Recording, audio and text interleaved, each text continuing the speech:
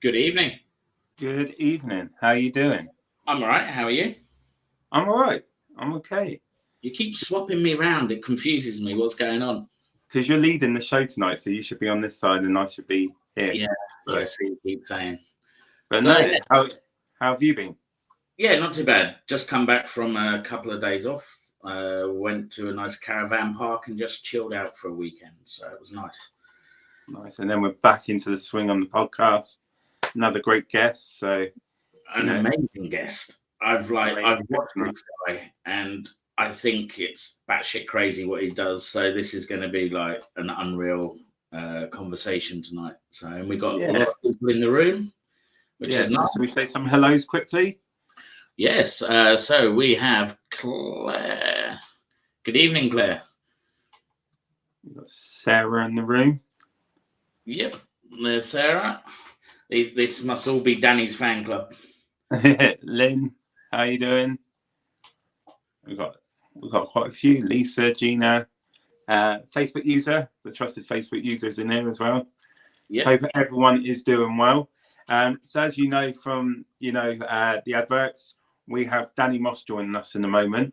What can you say about Danny Moss? He's done a hell of a lot. Some great stuff he's done over the years, and I know you've been excited about having a chat with Danny, haven't you? So, mate, like I say, I've watched several videos. We've got a few clips for tonight as well. That grey stole freaks the hell out of me. I so want to go to the hotel and meet her myself, but like some of the videos that I've seen where Danny's like chatting to this doll is unbelievable. So, well, you know what would be great? We'll get to meet him in September. I know. When we go to the festival of the Unexplained. I know. I'm going to be a fangirl. You do know that. I'm literally going to be fangirling when I see Danny there. So it's like, it's what sold it to me that Danny was going to be there. I was like, yeah, I'm buying my ticket now. That's it. I'm off. It'll be a good event, and we'll find out about what Danny's looking forward to. But as always, guys, if anyone's got any questions for Danny that you want to throw in, please do put it in the chat, and we will get them answered for you. But yeah, do you want to get started? Let's bring the man up. Let's go. Good evening, Danny. How's it going, boys? You okay? All good. Yeah, mate. we're good. How are you? Very good, thank you. Thanks very much for having me on. No. Thank you for agreeing to come on. With your busy schedule and everything, we appreciate you taking some time out to come in. As you can see, we've got a lot of people saying hello. We've got Claire, Wendy, Lynn. So thank you everyone for joining. But yeah, I'm going to hand it over to Rob to kick the questions and the interview off. So here you go, Rob. Ball's in your court, my friend. Thank you ever so much. So, Danny, as I said earlier, I'm going to fangirl big time when I meet you in September. So for now, I'm going to be professional, all right? Tell me, how did you get into the paranormal, mate? Originally, couldn't really give it two thoughts. Never really a paranormal type of person. Had a bit of a thing about maybe UFOs. The thought that what else could be out there in the universe. But when it came to hauntings and stuff, yeah, never really gave it a second thought until I had my own experience back in 2007. I was only 17 at the time, and yeah, it was that moment that kind of sparked off this really, really strange obsession within me that has lasted all this time, and it just doesn't seem to go away at all. Are you allowed to say what kind of experience you had when you were 17?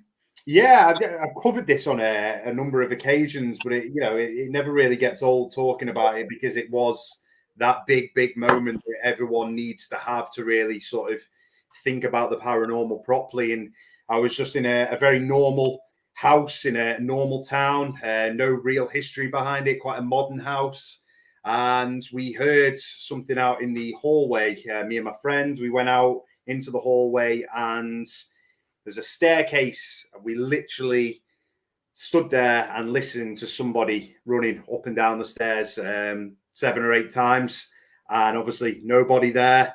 And for me, that was a moment that I just truly couldn't explain at all. I couldn't work out in my own head what that was. And I'm still not over it all these years later. It's just a moment that has really played on my mind for all these years. And ever since, I've just wanted to witness those moments again, but also capture it on camera.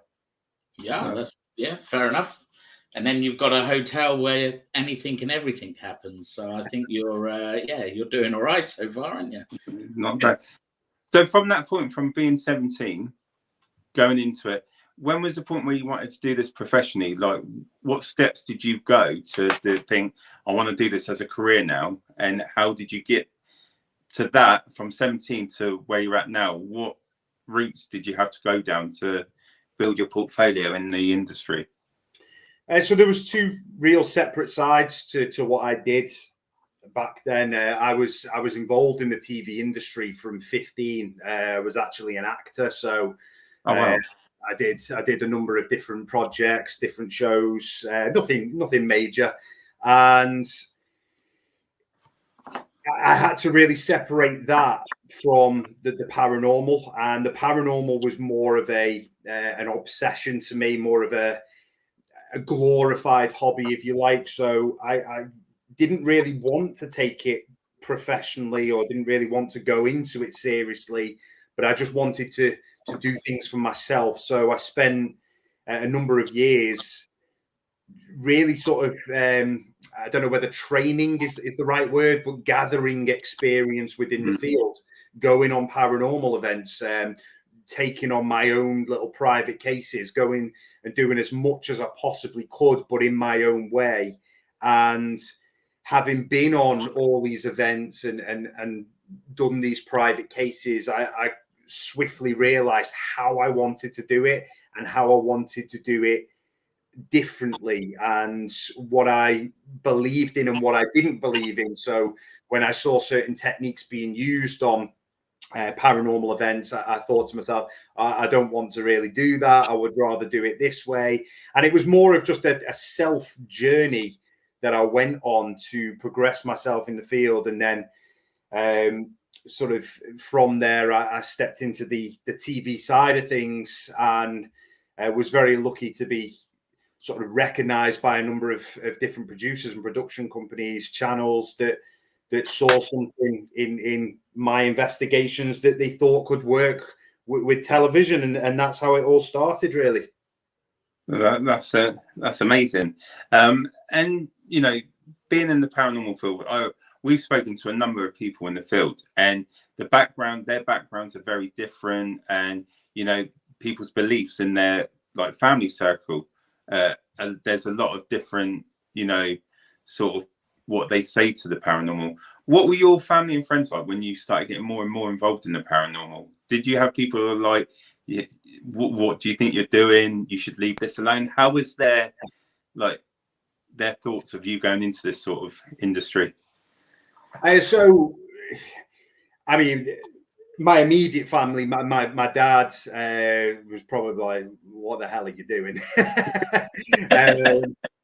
You know, typical sort of British bloke. My mum was, you know, she's kind of quite open to it, really. That, you know, 50-50. My sister, who actually still works with me on one of my shows now, was also involved in the TV industry as well. She was involved in behind the scenes for certain horror shows and things like that. So she's always been into paranormal stuff. So she was immediately on board with me. And then my friends are very sort of lads. It's all football and beer. So they still think I'm an absolute wacko to this day. They don't understand it at all. But in honesty, I really love that. And I love being able to separate my personal life away from the paranormal with people who are not involved in the paranormal at all. For me, that is one of the most important things about what I do. Definitely. So are you a football fan? I am indeed. Okay, now this is going to be a big question. This might end the whole of the podcast. Who do you support? I'm a Liverpool fan. I am a Copite. Oh, so we got you the first game of the season then. Chelsea, yeah. Yeah. No, it should be, yeah. Oh, okay, cool. Right, that's the end of that then. End of that one. Yeah, it always sparks off a debate for you talk. Yeah, but it's all right. Paranormal, football, it all goes. So we have a question here from Claire who wants to know what is on your T-shirt. My T-shirt is a T-shirt that says "Triangulated Evidence." It was made by a couple of fans who come to the hotel quite a lot. Emma Thornton. She's made a number of really cool T-shirts to do with stuff that goes on at the hotel and stuff that obviously she sees us say. And one of my biggest phrases in the paranormal is triangulated evidence. It's something I constantly search for. Oh, wow. Okay, cool. Well, we are getting lots of questions in as well, so I'll let Nando ask his, and I'll choose a few of these to. Yeah. Okay. So you were just talking about the hotel, My Haunted Hotel. How did that come about? Like, how was it something that you seek the location, or did someone approach you about doing something with this location? Yeah, so Harry Achilleos, who is the owner of My Haunted Hotel, he has been involved in the paranormal for many years. He had his own team, and he bought Ye Old King's Head, which is My Haunted Hotel, simply for the project that you see now. There's been some changes to that project, but it was his idea, and it's been an idea that's been 10 years in the making. And I've known Harry for a number of years. I've ran multiple investigations. I've filmed 2 different shows at the location. And when he brought Brett Jones, who's the third partner in the business, on board, then they asked me to come along as well, which I feel very, very grateful for. I'm very, very lucky to be involved in such a unique project, and a project that is really making a huge name for itself, having just been a year old now. And that's how it all started, and it's going incredibly well. I couldn't wish to be involved in a better project. You can see from the videos that you post on social media and the actual show, some of the evidence that's been getting caught is absolutely amazing. But for you, when you went into this then, as a business, did you go and investigate it yourself first to determine, like, is this something you think you can do, like, work with, or did you do your own sort of investigation before actually starting the My Haunted Hotel? Yeah, so Ye Old King's Head has always been known as a haunted location. There's actually a possibility that the first accounts of hauntings go all the way back to the mid 1600s, when a guy actually buried a sword and slippers in the building, because obviously it was a very superstitious time back then, and the belief system of burying pieces of clothing or cats is a prime example. They believed that they were experiencing some kind of haunting or evil spirits, if you like, and that's what happened back in the location in the mid 1600s. So it is very possible that whoever was there at the time was experiencing unexplainable activity, and it has been known for its hauntings for many, many, many years. And Harry did his own investigations before he bought the building, and the idea of setting up 24/7 surveillance is just really, really paying off. And it's a simple idea, but when you actually really delve into how much work is involved, you start to realize why so many locations are not doing it. I think we're the only one of the very few in the world that have 24/7 surveillance with monitoring 24/7 as well. And then we're the only show in the world that actually documents it 24/7 and creates a paranormal show, which is now the world's most documented ongoing paranormal investigation, where real people are coming in to investigate and have these experiences and have it all covered with every single angle of the building monitored. Oh, that's fair. And the real life Big Brother, isn't it? Exactly. Yeah. Big Brother's watching. Yeah. And just so quickly before we go to the viewers' questions, You said, we were briefly talking in the background before we started, and I asked you, do you feel that there's multiple spirits in this location at my haunted hotel? Do you think, like, and this could be with any location, do you think spirits can acknowledge each other, or do you think that they're just playing their own motions and doing their own thing, but don't acknowledge each other on the other side? I believe that I've seen it once happen on one occasion, and it happened at Pendle Hill when we were filming the Haunted Hunts there for Amazon Prime, and we captured a residual conversation, or I say a residual, it was probably actually more along the lines of intelligent, where two female voices were captured talking to each other in 17th century English dialect about us in the room. So yes, I absolutely think it's possible. Does that happen at the hotel? I'm not sure. Very, very possibly, but we don't have sufficient evidence to suggest that multiple spirits on different time levels are interacting with each other. But this is the whole point of why it is ongoing. We need to really test this theory. They're building up a story, aren't you? Like building up, so much evidence. But yeah, that's great. Did you want to choose some comments from the viewers? So we got one here from Lynn. Danny, what would you do if you weren't doing anything paranormal? Would you do photography? She's asked. Never really thought about it, in all honesty. I don't know. I couldn't really picture myself doing anything other than this job. It's consumed my life for the last 10 years. So yeah, I think I'm kind of destined to do this. So leading on from that, when you were at school, you say obviously 17 was when you had your first experience. What was your plan at a young age to do before you had your experience? What job did you want to do? Well, I was going into the acting industry. I was taken on by multiple agents at quite a young age, and I got my first gig on Hollyoaks for 3 episodes. Yeah, quite a young age. So that was the idea, really. But the acting industry is very, very, very difficult to break through in, and I swiftly lost my love for it. I think I maybe got into it too young, and once I had this paranormal experience, for me, like I said, it consumed me. I couldn't stop thinking about it.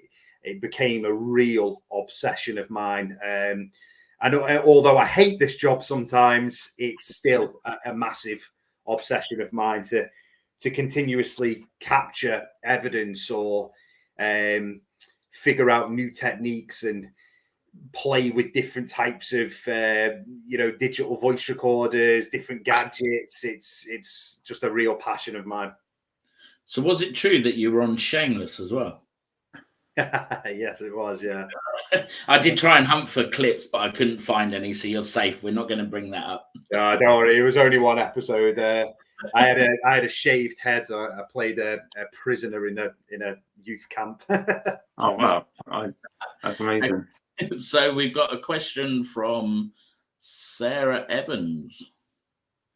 Hi, Danny. Out of all the places you have been to, which one left its mark on you, or which one left its mark?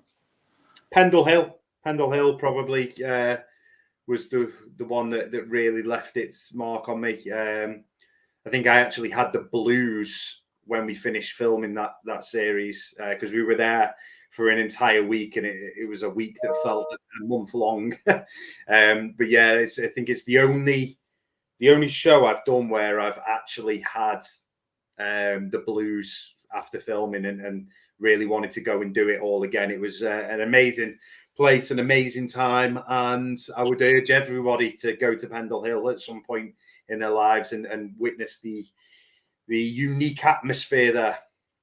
Have you ever had an attachment, Danny? No. I wouldn't say. I'm very skeptical when it comes to that kind of thing.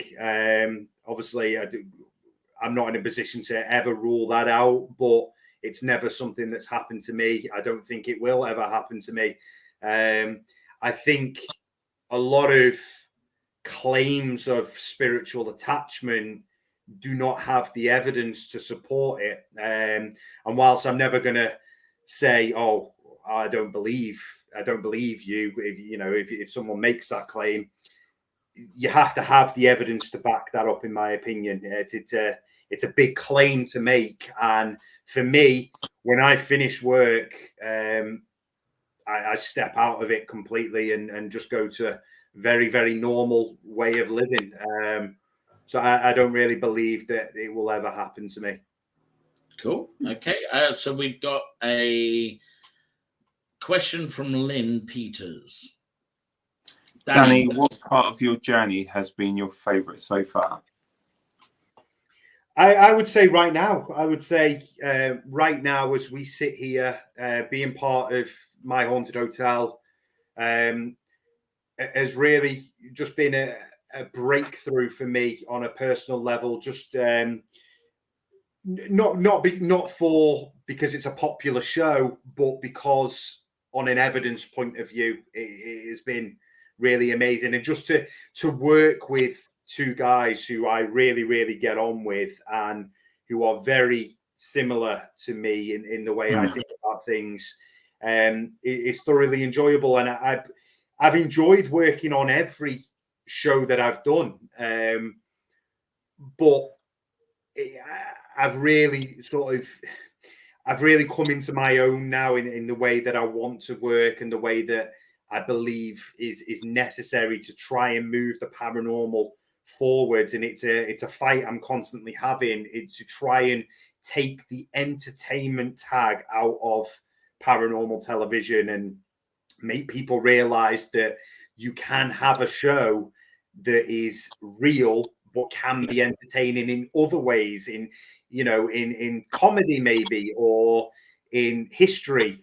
But unfortunately, I believe that audiences around the world have been led to believe in certain shows, and that if you now don't have evidence happening in every single episode and the holy shit moments and the what the fuck, dude, it gets called boring. And unfortunately, that's really damaging the industry, really, really damaging the industry. And I think I speak for many people where, because I see this thing getting said, that people are now finding paranormal television boring and samey, and everything is the same, and it's all this demons and things like that. I just think something new needs to happen. There's just so many angles you can go down with the paranormal. I really enjoyed a shock doc that was released a couple of Halloweens ago from a production company called Big Little Fish, who did The Curse of the Highgate Vampire. And although the investigation side of it wasn't very enjoyable to watch, the actual episode was fascinating because it spoke to real eyewitnesses and it spoke to real people and had real archive footage. And I think there's that many cases in the UK and beyond that are so well documented and historical that why can't we produce a show that covers that? I think everybody would want to see that, right?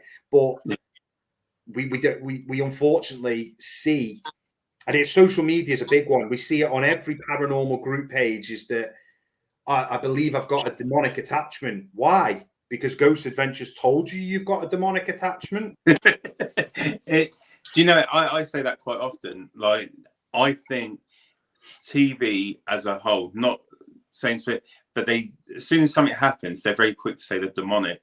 This is demonic, that's demonic, this is a demon, but in your experience, you've been doing this for a number of years now. Do you think that you've ever come across a demonic entity in the whole time that you've been doing the paranormal? I don't have the evidence to say that I have captured anything that is 100% demonic.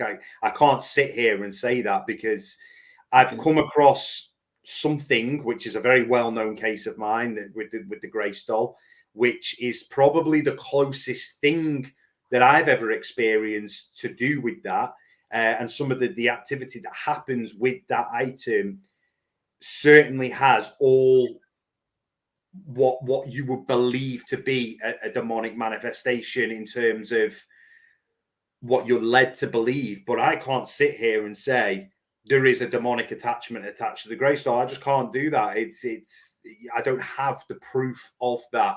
I don't, like you just said, people are too quick to label things demonic, and there is simply not enough evidence to back that up. What I would love to do is a documentary into the Vatican and the hidden cases of the Vatican, and really delve into their archives of demonic possession and the rite of exorcism. Yeah, that would be a great location to investigate, definitely.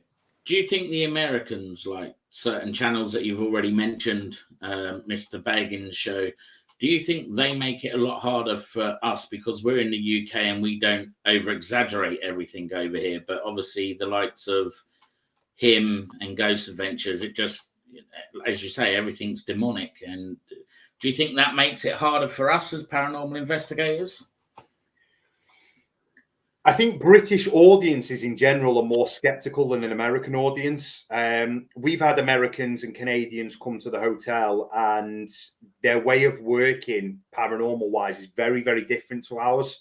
But you've still got people like, I speak quite on a regular basis with a guy called Rob Demarest, who you might remember from Ghost Hunters International. He was a lead investigator. And he is one of the most skeptical guys now. And he openly comes out and says that, he doesn't have that job anymore, probably because of what he's saying now. I think, look, it's not my place to sit here and talk about Zach Bagans and Ghost Adventures. It's really not. What he's doing, he's made a huge success of, and fair play to the guy, absolutely. But how many people can sit here and say that they believe 100% everything that's going on there? I just don't think it needs to happen. I think we need a show that clearly debunks stuff on camera for audiences, and isn't afraid to do that.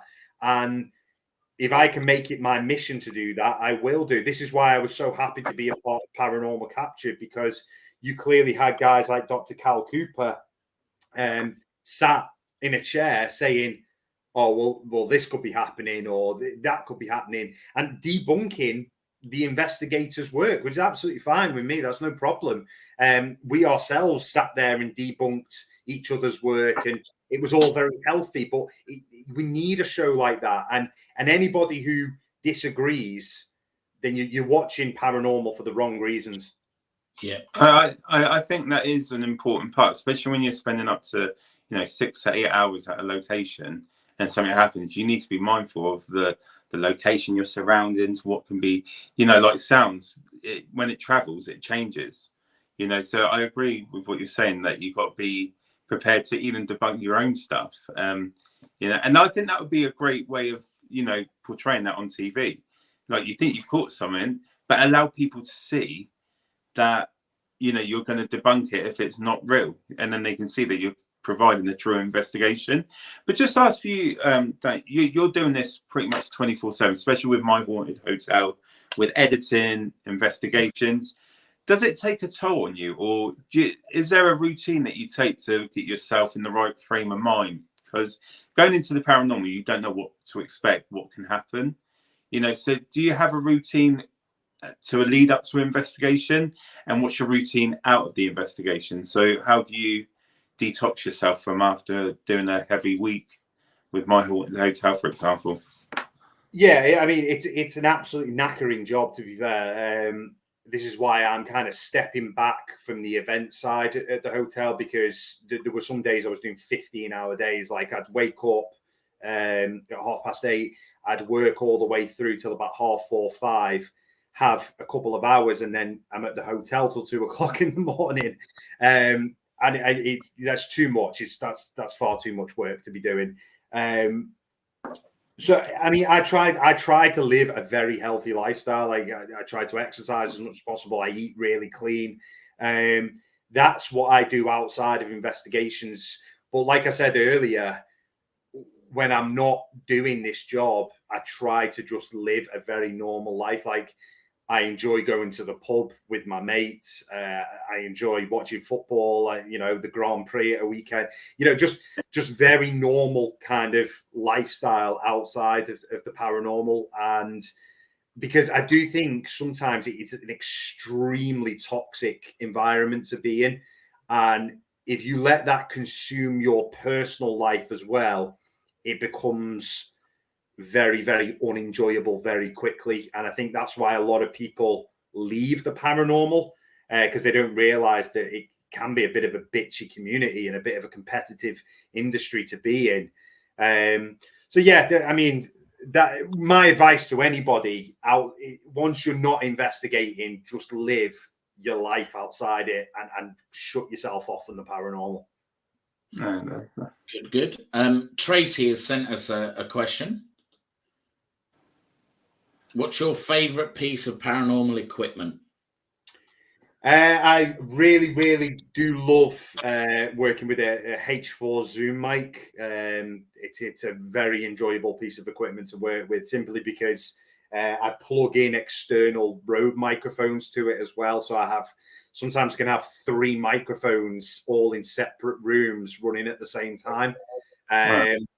So I really enjoy working with that. Many people know the device that I created a number of years now. A number of years ago, called the Intravox, which is a white noise frequency emitter.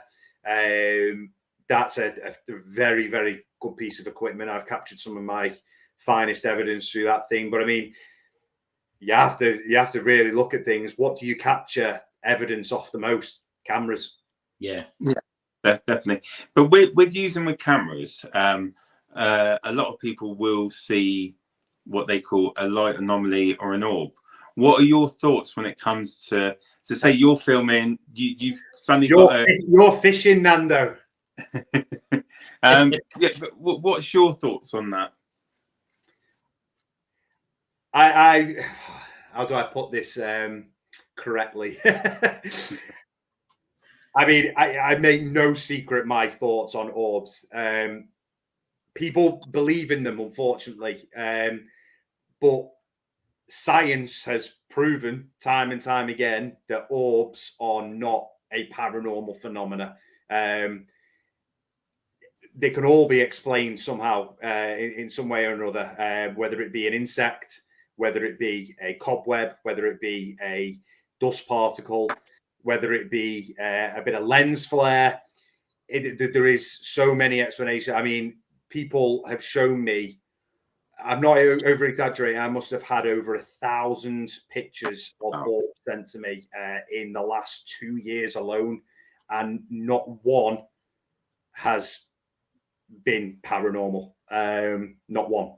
So I think what people need to understand is that I work with night vision cameras every single day. And I know everything that can cause these light anomalies, and I see it at the hotel all the time, because you're in a 400-year-old building, and people will go, oh, well, that one moves in different directions and that one changes color.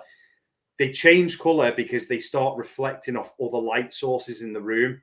They change direction because of natural airflow in the room. It's just so easy to debunk. And in the latest series of the Haunted Hunts, when we revamped the show, it was very, very important straight away that we started to show how to do this. So I had my crew members banging pillows in rooms, and quickly showing what causes these light anomalies to happen. The first episode, we were sent footage from Castle Cottage down in near Salisbury. Yeah. And immediately we were able to debunk it straight away. We went into the location and we showed what it was that was causing these light anomalies. And I just think, are we not in a modern enough era now to step away from the whole orb theory, which is so most haunted 2004? It really, really is. And I just don't understand for the life of me how people are not just waking up to it. And people will disagree with me, because once you tell someone what they believe in isn't real, they can't take it, and it's absolutely fine. But like, this is what we do at My Haunted Hotel. We've just done 2 episodes on mediums and Ouija boards, 2 of the most controversial subjects in the paranormal. Now, I've worked with some incredible mediums in the past, but there is a hell of a lot of self-proclaimed mediums out there who chat absolute bollocks, in my opinion. And we invited 4 of them to the hotel. They had no idea what they were turning up for. And we were so easily able to debunk what they were doing. And Ouija boards, we invited 2 women in on a casting call who had no idea what we do at the hotel. We planted multiple fake names to see if they would come up on the Ouija board. And what happened? They came up on the Ouija board. Nobody's doing this. Nobody is making content like this to go, guys, just can you look at it from a more skeptical point of view? Can you open your eyes a bit more as to, you know, I'm not dissing mediums at all. That's not what I'm doing. But I have seen the dangerous effect that some self-proclaimed mediums have had on people, saying to them, you have an attachment of a little girl following you. You have a demonic attachment in your house. Where's the proof? Where's the proof of this happening? And then that affects homeowners. That affects people. I had one on the Haunted Hunts group page, my team's own group page. I had a woman come on, posted a picture of what was motion blur with a hand, and a self-proclaimed medium came on and said, I sense a woman with you. How can you sense something from something on Facebook? And then said, you don't understand the effect that could then have on this lady who posted that picture, who may, for the rest of her life now, think that she has got the attachment of a lady following her around everywhere she goes. It's so dangerous and so unethical. No, I agree. It's, you know, like you're saying, when they're saying about the demonic entities, you know, how do you determine a demonic entity to a pissed off spirit, shall we say? You know, it's one of those subjects that there's no physical proof that you can actually say this is definite. Well, that's my opinion anyway. But you know, Absolutely. people might. But where does it say this is definitely demonic? Because my wife says it as well. Sarah says it. If a spirit was pissed off in life, it's more likely it's passed over pissed off, and it's just got that bad attitude, you know. So absolutely it's a hard one. It's definitely a hard one to determine. Ross, are you going to say something, mate? Yeah, we've got a great question here. It's from a Facebook user, so I'm not sure who it's from, but it says, what is your best poop your pants moment? Sarah's experience. That sounds like a Sarah question. I think it might be, but yeah, what's your best poop in your moment? Oh, I've had a few, to be fair. I think because I am quite skeptical about stuff. When I see something I can't explain, it's a mixture of utter excitement, but also like, holy shit, like, wow, that has actually just happened. You know, at the hotel, there's been some real bad moments at the hotel that have happened, and it's like, I've just lost my head with it, because, and it has, I've come home then and been unable to sleep for a few hours because I can't process what's just happened. And for investigators, you guys will know that when those moments happen, they can play on your mind for a while, but you then want that experience again and again and again. It's like, it hooks you. It definitely does hook you, and then especially when you're replaying it, did it really happen? You always question, was that really real, or was that my mind playing tricks on me? You go through that motion, don't you, like trying to, you know, try and make sense of it, but sometimes you just can't. Yeah. So we've got a video here, and there's a couple of questions about the grey stole. So we've got a video here. It's just over a minute long, and it's the one where you're going absolutely crazy. You're having a bit of a meltdown. So we'll play the video, and then you can explain to everyone after what happened and what your thoughts were at the time. Harry returns to room 3, but in room 8, I am about to have a complete meltdown, and at this point, I truly believe that the multiple entities attached to the Grace doll are targeting me, and no amount of skepticism will disprove what is about to happen. Is this it? Is this it, Jeanette? Is this it? Don't you fucking speak to me!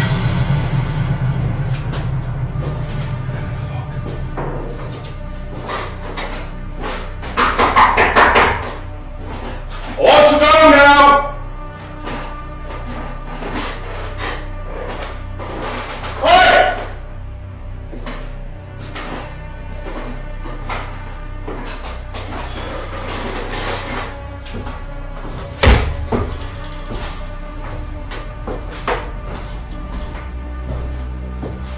The voice of Jeanette had just called me by my surname, and I erupt in anger.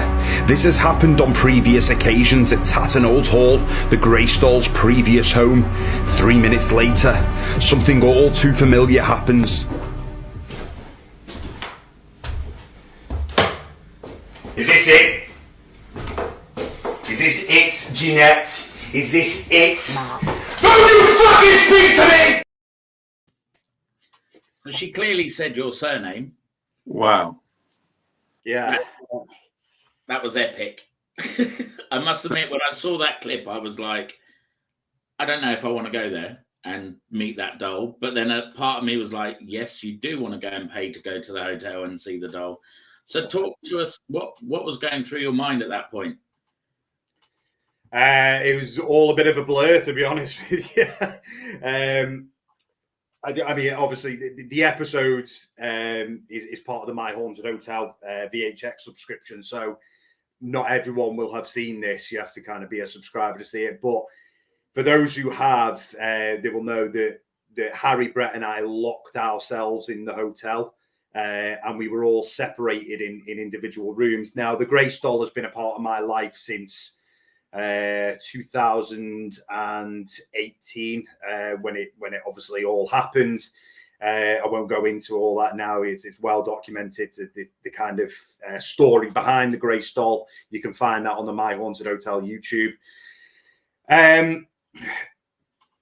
Me and this item have a very, very strange relationship, should I say? And when I talk about it physically makes me cringe because it defies all my skepticism. It just blows it all out the window because I don't really believe in haunted artifacts, but this thing is absolutely a haunted artifact. And I can say it because the evidence over the last however many years has backed this up time and time again. Yeah. People who have worked with this item, skeptics, believers, just any type of person who's from any background that's worked with this has never been able to give an explanation for what goes on with it. And as you can hear there, it is a class A piece of DVP, direct voice phenomena, that comes out of the item and calls me by my surname.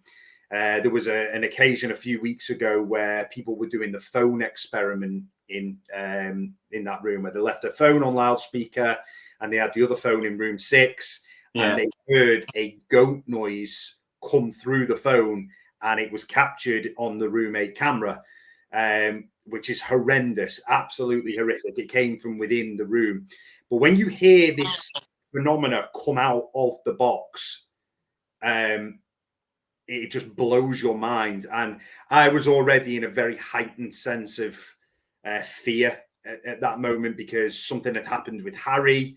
Other stuff was happening in the corridor that we just couldn't, we didn't know what it was because we were locked in these rooms.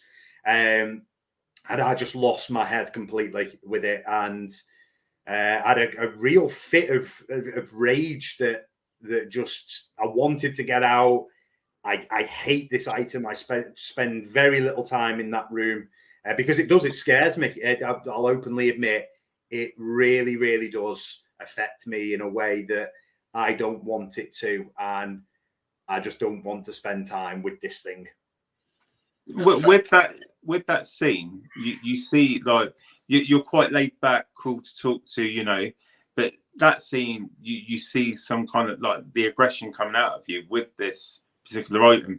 Do you believe it's the spirit that's making you like that, or were you fully aware of your reaction watching it back? What Yeah, I was aware that I was getting pissed off, and I was aware what I was saying and what I shouted. I remember kicking the wall. I remember screaming to the guys to let me out.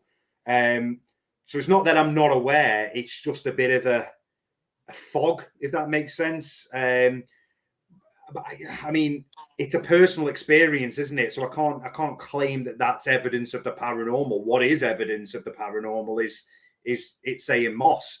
But the Grey Stole is the most documented haunted item out there in the world. Not even the Annabelle doll has got the amount of evidence that has come from the Grey Stole, and it's all there on video for people to see over how many years since 2018? What, 5 years?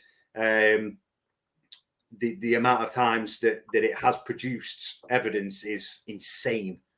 Yeah. So there's another one here on the Grey Stole, which where she says, "I am the devil." Again, it was taken from your TikTok. So you not like this? No. I am the devil. Yeah. So that one was captured about 4 years ago now in its previous home at Tattenholt Hall, and as you can hear, it is the same voice, but captured in a different way. And that is the most impressive thing about this thing, is that you could easily debunk spirit boxes and class it as radio and things like that. I'm not a huge believer in spirit boxes, to be honest with you, but when it's the same voice captured time and time and time again, whether it is direct voice phenomena in the room with people coming out of the box, whether it's through a device, whether it's EVP, it has all happened. But there are other voices that come out of this thing as well, which is even more disturbing. And this is when I was going back to what you were saying earlier, Nando, is that like this is the closest thing to a demonic manifestation that I could possibly get my head around. But I'm not willing to sit here and say it is a demonic attachment, because it hurts my belief system. I think when it's coming up with something saying I'm the devil, it's got to alter your thinking and thinking this could be something, not normal when you're getting that sort of vibe. Yes, it's not normal. The whole thing is paranormal. It's not normal at all, but it requires further investigation. Definitely. Rob? Yeah, I'm just going through the questions here and the comments that people are saying, mate. So here's one from Thomas. Let's have a look. Danny, you captured the soul of Pendle beautifully with your cinematograph. Have I said that right? Cinematography. So of music, great work. That's a nice comment. Thank you very much. Thomas is a great guy, actually. He's a genealogist, so he's currently doing a lot of work on the people who were involved in the Pendle witch trials. Thomas Potts, who wrote the book, The Wonderful Discovery of Witches. He is a huge part of the Pendle witch trial, and Thomas does some absolutely incredible work to do with that. The historical evidence that this guy gets is second to none. That's brilliant. Lynn Peters has said this. Have you been to the catacombs? No. No, I'm claustrophobic. I would never do that. Wendy, who came on Facebook earlier, wanted to know exactly what time. She said something really nice, that she only follows British paranormal channels, and she's from America, so that's good to know. Just with equipment, you've spoken about the equipment that you like. When looking at different equipment out there. It's evolved so much, into the mobile industry as well now. But is there a piece of equipment that you look at that you feel, in your opinion, doesn't belong in the paranormal field? Phone apps. Okay, there we go. Would that include like necrophonic as well? Because that still, is it just because it's built to do that, or do you think something paranormal can still work through these apps? So one afternoon, I spent 4 hours with the necrophonic app playing. Okay. And I wrote down everything that I thought that it had said. I then filmed myself doing it and played back the video, and it sounded nothing like what I originally thought it had said. And the necrophonic app can give you a very, very classic case of audio pareidolia. And I would urge anyone who works with it and believes in it. I'm not here. I'm going to tell people not to use it. It's not my place to do that. No. If you want to do it, that's absolutely fine. Some people believe in it.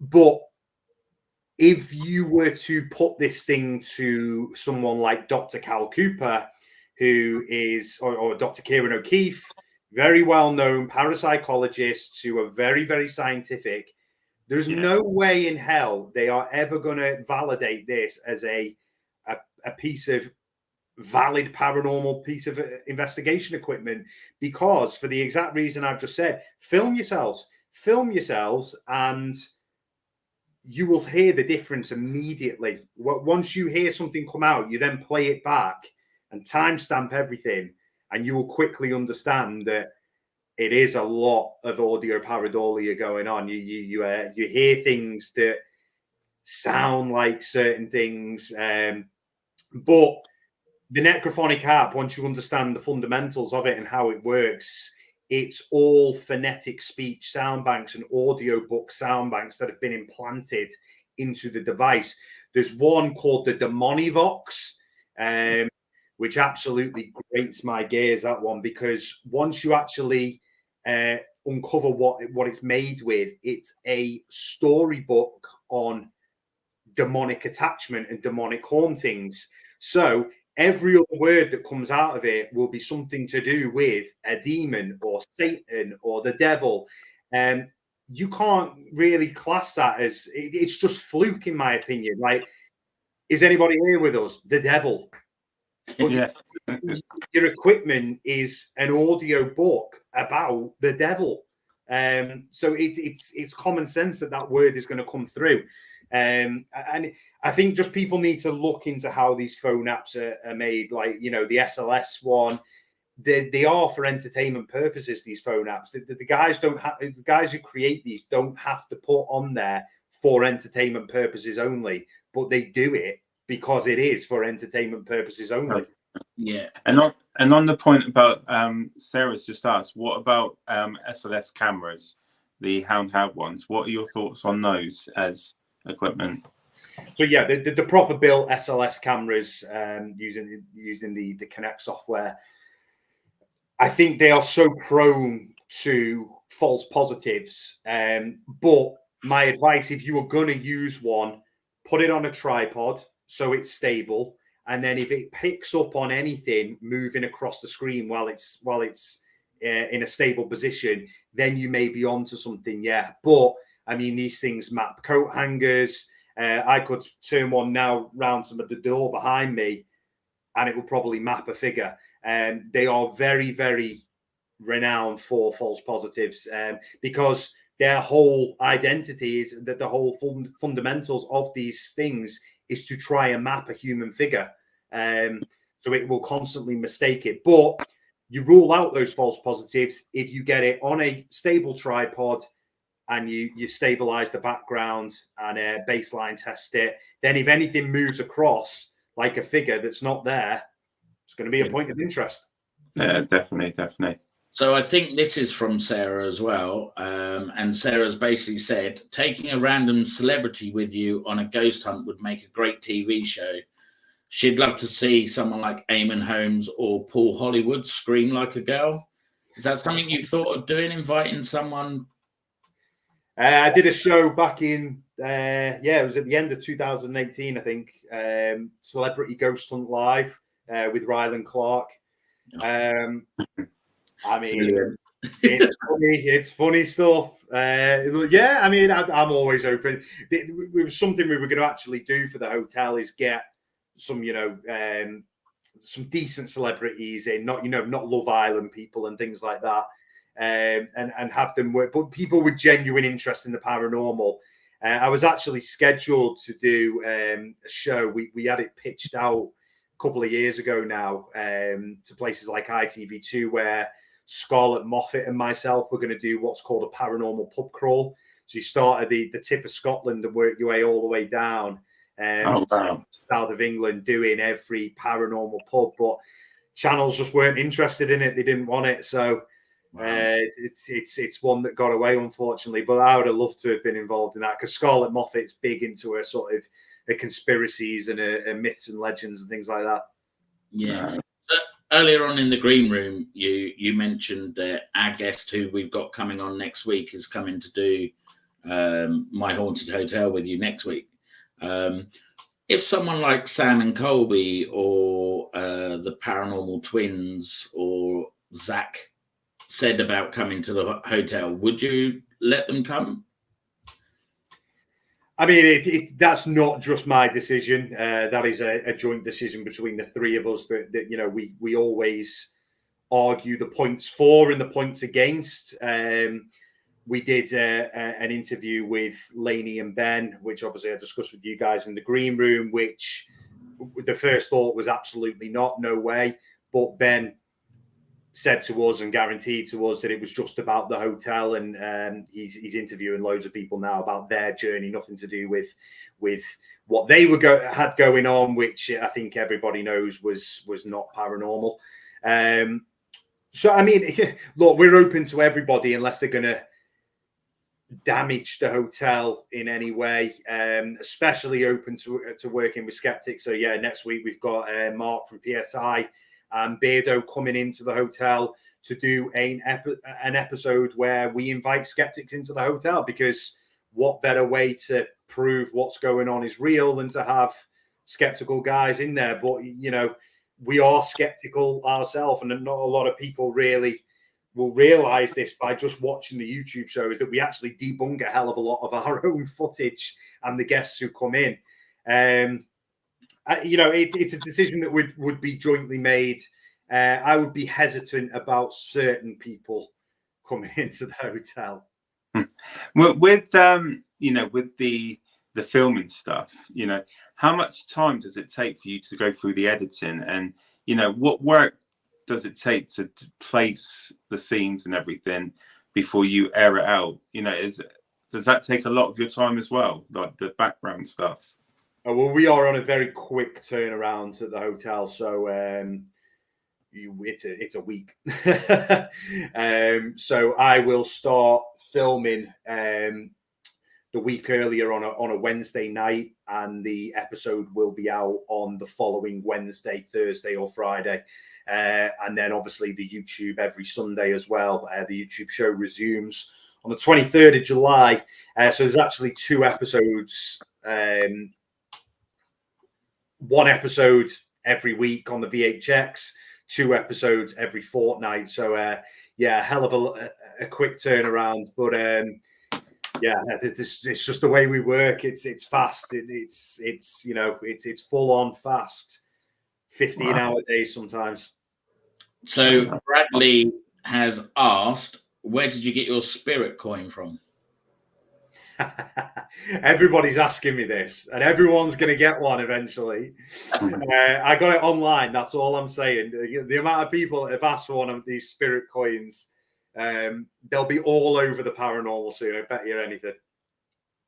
You can find them online. They're dead easy, to be fair. Lynn has asked, who do you admire most in the paranormal world? Lots of people. I enjoy working with most people in the paranormal. This is the best thing about the hotel. It's open to everybody to come and work with. As long as you're respectful, which most people are. you know, I admire you two fellas sat here for inviting me on. I admire everybody that I've worked with in previous shows. So yeah, a lot of people I admire in the paranormal, and I've been lucky enough to work with a lot of really nice people, and especially here in the UK as well. Wendy has, in answer to my question, she's put, please, not the twins. So she clearly isn't a fan of the twins. No comment. Not getting involved. So, you know, you're doing a lot with My Haunted Hotel, the Haunted Hunts. Where do you see yourself going next? Is there stuff that you got in the pipeline that you're thinking of doing, or have you got improvements for the hotel that you want to do? Where are you sort of heading? So yeah, the Haunted Hunts is it's got a green light for a second series on Prime, which is great. The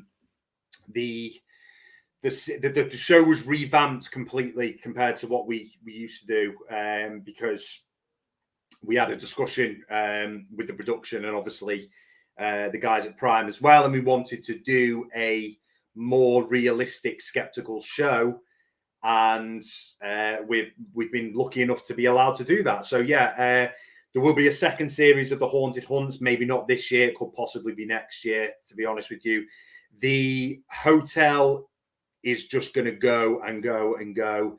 And then the idea then is to go to another location, and it will be My Haunted Asylum or My Haunted Mansion, things like that. So it will then be a whole new show based on the same format. I have my own online paranormal show, which is very personal to me, which is ongoing. That's the Paranormal Investigator. And yeah, we you know, I'm in talks with various other productions as well, which obviously I won't be allowed to speak about in this live. But yeah, it's ongoing. I'm constantly involved in stuff, constantly going, and I want to fly the flag now for a change in paranormal TV. And if others can get on board that are in my position, I will be very, very grateful for that. I just can't see that happening, unfortunately, and it's a massive, massive shame. So if me and Nando would say, right, we're going to book and come up, what room would you suggest we stay in? 2, 5, or 6. Okay, interesting. They're the 3 most active rooms in the hotel. 5 is amazing. I've got a real love-in with room 5. I had an amazing piece of activity happen to me there a few months ago. So I have a clip from your TikTok on room 5, which was the voice. So I'll play that for everyone.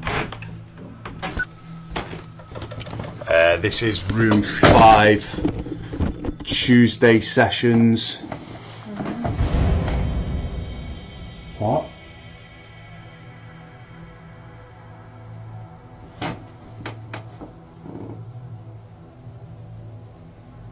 Brett, I don't know if you can hear me, I've just heard a voice in here.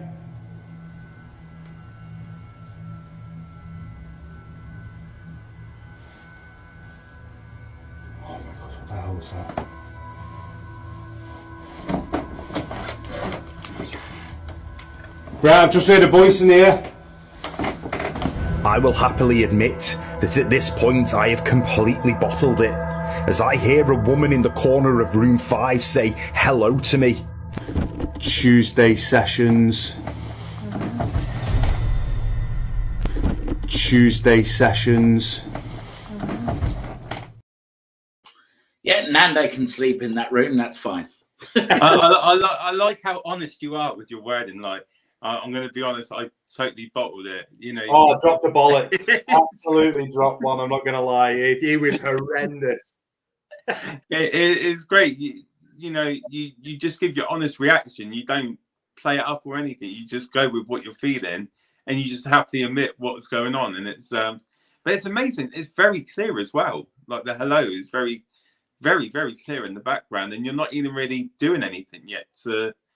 You know, you're just getting the camera set up and saying what room you're in. Oh, that's crazy. That is. It's not just happened to me. It's happened to multiple people. It happened to Harry. It's happened to guests. For me, it's better when it happens to guests because they're the guys who are coming to investigate. We're there all the time, so we're lucky. But yeah, it's a surreal thing, like hearing somebody in the room speak to you and nobody there. Have you had not so much paranormal investigators, because we know that we're going into something and we're there to, that's what we're there to investigate and get that sort of evidence. But do you have guests that stay, that have seen the show and then they've stayed, they're staying overnight and it's been too much for them that they've had to sort of check themselves out at all? Oh yeah. It's happened multiple occasions. It's well documented how many times people leave the hotel in the middle of the night. We had 4 rooms booked in one night, and all 4 of them left at the same time because we captured it in the floor below. Someone ran through the function room. There's obviously nobody there. You just hear the footsteps run, and all 4 rooms bottled it and left. Wow. So Wendy's asking if room 7's open yet? End of this month, Wendy. There we go. There's your answer on that one, Wendy. And the people that have had to check out, are they the ones that are coming quite skeptical about the paranormal, or has it been a mixture of different people that have come in and left? And yeah, a real mixture, really. Some skeptical people have left, and they're there on their own overnight. Do you know what I mean? Like, Harry lives close by. You can be there if there's an emergency. But the whole point is that they're left on their own and film. Oh, so you don't actually stay there with them then? No, you actually let them experience it for the... Wow. Now that changes the game a little bit. When you're saying about me going up there, I thought you guys would be there still. No. Rob, don't pussy out, Nando. Come on. You're getting out of it, mate. Let's rethink the situation. We'll come back to that. Yeah. I was cool if I thought with you guys being there, I'd be like, that's all right. I can deal with that. But being left there. We stay till about 2:00, and sometimes Brett stays overnight if he can't get a lift home. But most of the time, the guests are just left there on their own. But Harry can be in the building in about a minute and a half if he needs to be. But that's the whole point, is that real people are having a real experience, and it's all filmed. Obviously, any guests who want their cameras turning off overnight, that's absolutely fine. But most people appreciate that they're there to be filmed. Yeah, overnight. It's a 12-hour lockdown. You're in the building and you're filmed. Don't tell him how long it is, because he'll never be doing this. We'll have a chat in the background afterwards about that. We see where. I'll tell you what, you can take Sarah, because I know Sarah would be up for it.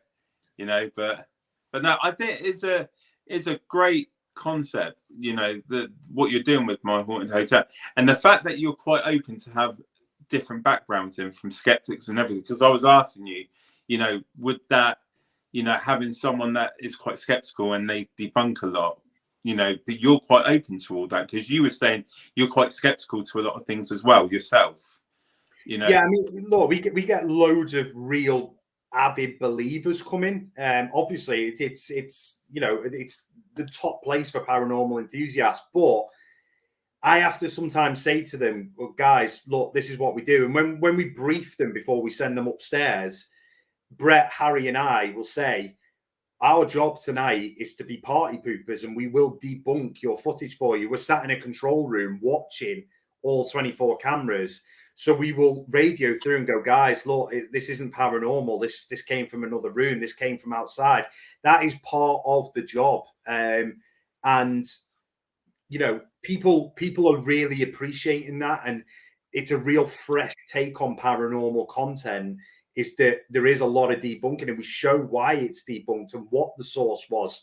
But then it also swings the other way as well, that we can check all the cameras, and if we can't explain it, it's like, wow, that is a real unexplainable moment. And then, when you capture what we captured last week, there's just no denying it.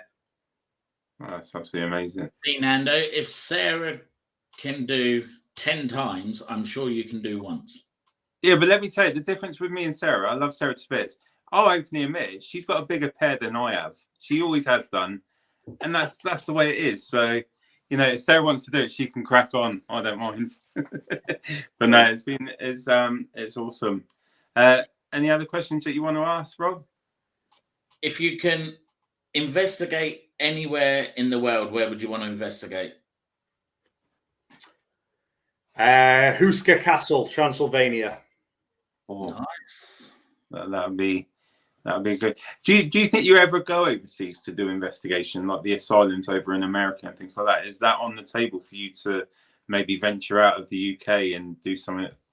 Yeah, yeah, but I mean, something to run a production like that is very, very expensive. It's expensive enough over here as it is to hire out locations, and the minute you say to them filming, they whack another £1,000 on top of that anyway.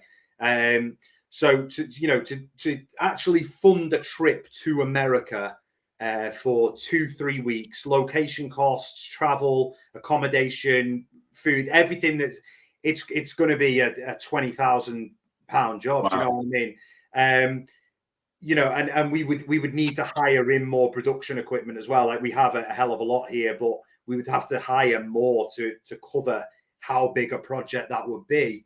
And I'm not going to start putting things out, and my productions are not going to start going, oh, well, let's do a crowdfunding and see what we can get. Like, I appreciate massively that Dakota and Chelsea and all those guys from Destination Fear got cancelled from Discovery Plus and then did their YouTube show. But to do the crowdfunder that they did and to earn that amount of money was insane. It was absolutely astronomical amounts of money. I think it was over $60,000 that they earned from a crowdfunder. And that's great. I find that very, very unethical to do that. And that's not something I would do. It would make my job a hell of a lot easier, believe me. But I already run 2 subscriptions. The hotel's got a subscription and the Haunted Hunts has got a subscription. That's enough. And that pays to allow the show to continue. The minute you start asking for crowdfunders, there will always be someone in the paranormal that turns around and goes, oh, you shouldn't be doing that. Absolutely not. And I can kind of see where they're coming from. I really can. No, definitely. Someone's asked, would you go back to Pendle Hill? Yes. 100%. Is there a location that you've done that you wouldn't go back to, or you didn't, it didn't fit what you do in the paranormal? Yeah, but Poole Park Asylum in North Wales was a big one for me because it really just didn't feel nice or safe in there at all. I've said for years I wouldn't go back, but I probably would now, to be honest with you. But yeah, there's a lot of cases, private cases I've taken on that I wouldn't do again. There was a case that we did for this series of the Haunted Hunts that showed the effects that mediums can have on this household. I wouldn't go back there again simply because they're still inviting mediums over, and I just don't agree with what's going on. They called me in for help. I gave them my opinion, and they're still continuing to go down the line that I told them not to go down. So that'll be, when would that one be out to watch? The one with the mediums? That's available now. That's episode 3 of the Haunted Hunts on Amazon Prime. I'm gonna have a watch of that then. Yeah, that'd be interesting to see the sort of, how what you've gone through and how you've documented that. So that'd be cool. Sarah Evans says, have you been to Plasteg in North Wales? That's where I did my training. That's where I did all my early stuff, and incredible place. Lynn said her first experience with you was Newsham Park. Cool place. I've known Lynn for a long time. She's a lovely woman. Brilliant. Poole Park is an amazing place. Please go back. Take Harry with you. There was a question that I just saw. What are your thoughts on 30 East Drive? Well, that's another controversial one. I've got to admit, I am not a believer in it at all. I've spoke to too many people that I trust in the paranormal who have been there and just said that it is all very, very overhyped. If I was to ever investigate 30 East Drive, it'd be for one reason only, and that would to be put out a debunk episode. I would happily be proved wrong. And if I genuinely witnessed something in there, I would hold my hands up and say it absolutely. But I just don't think that would happen. I believe I know what's going on in the location. The people I've spoke to believe they know what's going on in the location. And I just think it's one of them places that has been, you know, maybe there is something going on in there. Maybe there is. Who knows? But why is it so hyped? Why is it being said to be the UK's most haunted house? I just don't believe that is the case. When you work at somewhere like the hotel where you're constantly documenting evidence, why, if the guy's in 30 East Drive, why is the next door neighbour who deals with all the bookings, why has he not got cameras up 24/7 in there to document all this activity? I just don't understand why that's not happened if it's supposed to be the most haunted place in the UK. So we're both going there in September. Literally First before time, September the 5th, we go 30 East Drive Okay. before the festival. So we'll let you know what we get, if anything. And it's your first time. My first time, yeah. Nando's been before, I believe. We went, and I've said this before. I do believe there's something in there. You know, you can just, like, when you enter the house, you know, there's something eerie about it. Maybe it's just the way it's been left. But throughout the night, there was like something. I believe something there. But do I believe it's as much as what people claim to be? And I've been honest, in my opinion, I don't think it's as haunted as what people might say. But, you know, again, it could be one of those nights that we didn't get a lot compared to other people. It's one that you really need to, I do think it's one of those locations you need to spend more than one day in there to really build a true, you know, like a portfolio, shall we say, to get true evidence over a long period, like you do at My Haunted Hotel. You're picking up stuff on a 24-hour basis, and I think that's what's needed with something like East Drive. Yeah, But I just don't understand the logic behind not putting cameras in there that can go all the time, because, like you just said, you can't just turn up on one investigation and expect miracles to happen. And I really do think that the paranormal in general now needs to move into this long-term investigation. That's what it requires. Yeah, I think that's what we do. Like when we do our events or we do our investigations, we go back to the same locations. It's not because we're just, you know, we're boring and doing the same thing. It's because every time we go, we seem to pick up something new or something, you know, that we've not had before, and you're building more and more of a picture of what's gone on in these locations. And I think that's what's important, because some nights, I don't know if you've had it as well, Danny, but there's some nights you go to these locations and it's completely flat, like nothing happens at all. So it is like you just got to keep going until you start getting that evidence and everything. The hotel is quiet so often, like, but what people don't realize is they're seeing like on YouTube and the VHX and stuff, you're seeing a highlight reel of things that have happened in the week or over hours and hours and hours. It doesn't just happen like that. And the people who've been will know that it is quiet, but there's a reason why the Warrens and there's a reason why Harry Price did these long-term investigations. You know, look at the Borley Rectory as a prime example, and how Price spent such long periods of time in there, because that's what you need. And it's hard nowadays because these places charge a phenomenal amount of money. Yeah, definitely. no, that's fair enough. Well, we'll see, and we can let you know when we come to the festival. What, you know, it's going to be my first time, so it's going to be interesting to see what 30 East Drive does. So, yeah, it should be fun. No, but Yeah, it'll be interesting, and it'll be good because we can feed back to you, and then you can give us your honest opinion when we see you at the festival. You know, we can. I'll probably be drunk, in all honesty, at the festival. I think that. Do you know what? To be fair, I think it's going to be a great, especially the masquerade ball. I think everyone's going to let loose and have a good time. But what are you looking forward to with the festival, the Unexplained?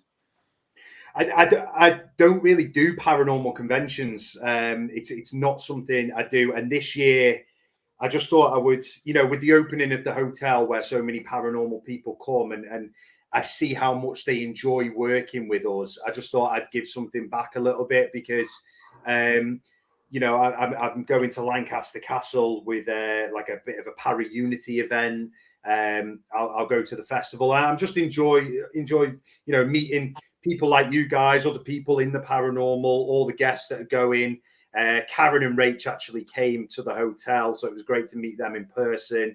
And there's some awesome people going, like Dave Schrader. It's all people from different backgrounds, all having a good time. And that, at the end of the day, that's what it should be about. No, definitely. I spoke to Karen and Rachel after they spent some time at the hotel. And they were telling me some of the stuff that happened while they were there, and it's amazing. And they were shocked about what they picked up as well. But it'd be great, because you're going to be doing a talk. Are you going to be talking about the hotel and how you got started with everything like that at the festival? Yeah, I mean, to be honest, I'm not even worked on anything at the moment. Probably happened the night before. I will be talking about a number of different things, sort of the techniques that I've used, the hotel, my journey, and then probably just a big Q&A, in all honesty, for people to ask their questions. Because I just think sometimes if you listen to someone waffling on for 10, 15 minutes, you want to ask your own questions, and I just think that's probably the best thing to do on this kind of event. Yeah, definitely. Nando, I'll let you answer that one because you can say it better than me. So it's the Festival of the Unexplained. It's going to be held at Bosworth Hall, and it is in September. It's Thursday to the Sunday, and if I'm right, is it? Oh, Sarah, help me out. 14th to the 17th. The 14th to the 17th. So basically what it is, it's an event over a course of the weekend where there's going to be a private investigation for people that have bought the angelic tickets. So everyone's going out on an investigation. Saturday and Sunday, there's going to be speakers there. So like Danny's going to be a speaker, Dave Schrader, Neil Story. Then the masquerade ball where everyone's going to have a drink and have a dance and have fun. And then, it's just a great event. It's going to be a great event. A lot of great speakers there. And it's going to be great to hear people's stories. And, so I believe there is still some day tickets left. And Sarah's just put the link into the comments. So, so if you want to meet Danny in person, come and say hello. It's going to be a great event. It's going to be fun for us to get to meet you in person as well. We'll have a beer or 10. Yes. Well, probably 10.